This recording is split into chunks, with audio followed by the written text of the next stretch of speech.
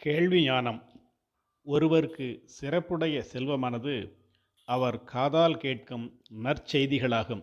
அச்செல்வம் மற்ற செல்வங்களை விட தலையாய செல்வமாகும். நாம் அறிவினை பெறுதற்கு சிறந்த சாதனம் ஐம்பொறிகள் என்று இத்தாலிய கல்வியாளர் மாண்டிசரி அம்மையார் சொன்னார்.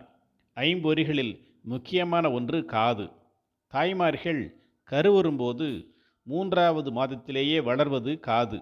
அதனால்தான் கருவுற்ற தாய்மார்கள் இனிமையான செய்திகளையும் கதைகளையும் கேட்டால் கருவிலிருக்கும் குழந்தையும் அதை கேட்கும் என்று சொல்வார்கள்.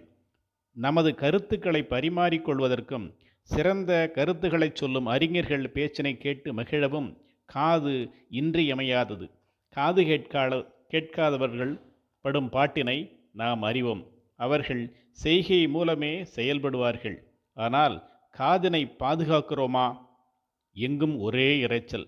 நாம் பேசும் ஒலியின் அளவு 45 டெசிபல் என்றால் நம்மை சுற்றி ஒலிக்கும் பல்வேறு வகையான ஒலிகள் காதை துளைக்கின்றனவே. எழுதுபொருளும் எழுதுகோலும் உருவாகாத காலத்தில் கற்றறிந்தோர் சொல்வதை செவி மூலம் கேட்டே அறிவு பெற்றனர். இன்று தொலைத்தொடர்பு வசதிகள் வளர்ந்துள்ள நிலையிலும் கல்வி கற்கும் மாணவர்களுக்கு ஏற்படும் ஐயங்களை ஆசிரியரிடம் கேட்டு தெளிவு பெறுகிறார்கள் அல்லவா? ஆகவேதான் கற்றலில் கேட்டல் நன்று. எவ்வளவுதான் நாம் கற்றாலும் சில அறிஞர்களது சொற்பொழிவுகளை கேட்டு பயனடைகிறோமே. குழந்தை பருவத்தில் தாத்தா பாட்டி சொல்லும் கதைகளை கேட்டு மகிழ்கிறோம் அல்லவா? இதனைத்தான் கேள்வி ஞானம் என்று சொல்வோம்.